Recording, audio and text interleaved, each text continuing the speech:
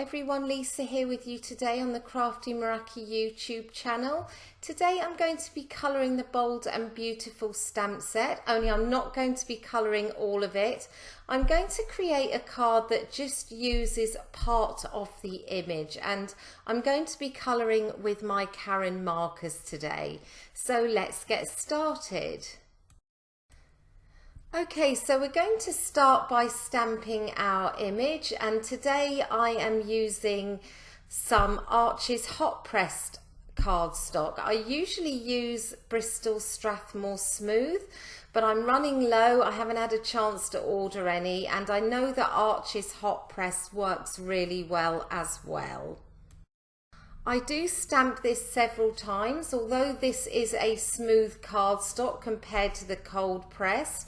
It does have some texture on it, and so I just wanted to make sure I was really happy with the coverage of the stamp. As I mentioned before, I'm actually not going to colour all of it anyway, but I wanted to make sure that those sections I am colouring are really crisp and black.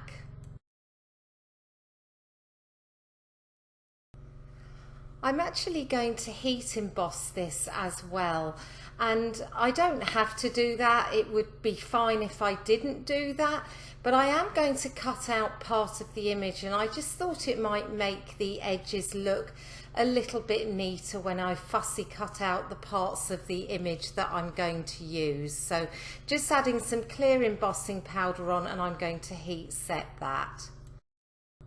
And I thought today I would tape my panel to a board. This is a watercolour cardstock, so it will take much more water than the Bristol Strathmore Smooth would have done. And I just wanted to make sure that I prevent any warping of my card, and thought as a safety precaution I would tape it up. So we're going to move on to the colouring now, and I'm going to start off by using a purple on the flower to the top left of the image. Now I only actually have one Karin marker that is purple, so when I come to do my second layer and I want to add more depth, I'm going to have to find an alternative way to do that, and I'll come to that later on in the video. But for now, I'm just going to focus on the first layer. So just adding in tiny bits of the colour into the areas where I want the darkest kind of part of the colouring to be.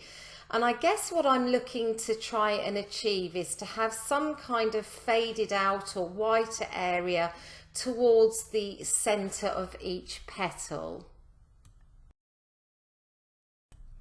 And as I always say, whenever I do any colouring on a video, I don't think there's any right or wrong way to colour.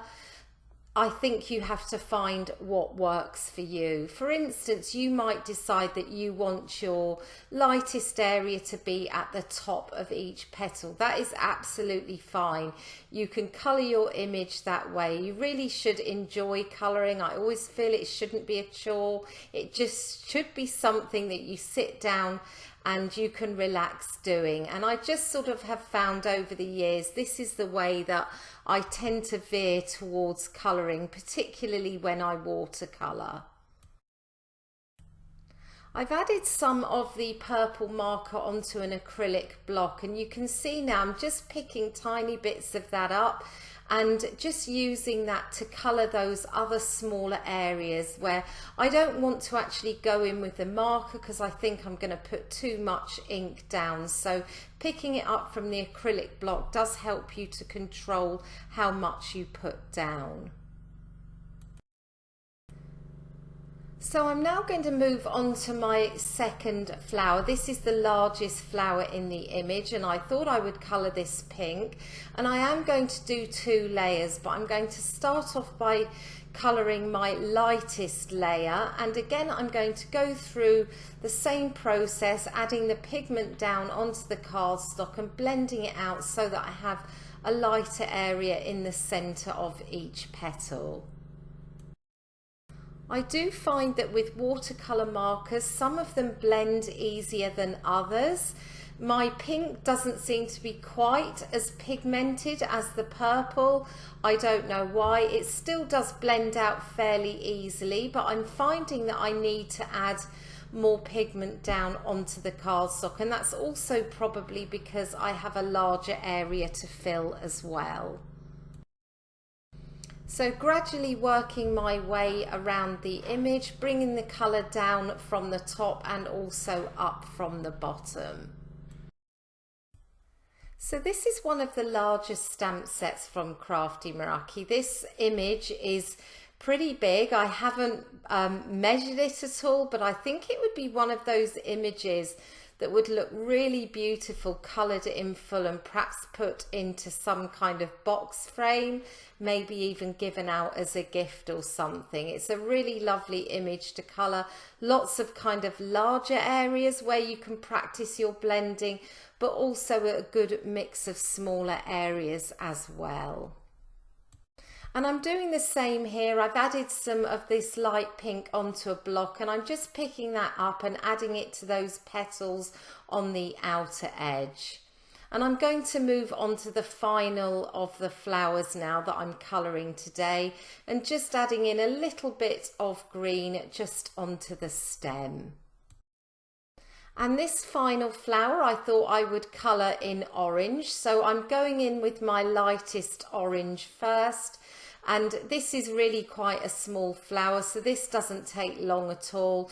Quite hard to kind of keep that centre area free of colour, but I'm not going to over fuss about it. I think I just want to make sure that I have a good mix of colour and there is a little bit of differentiation between the petals.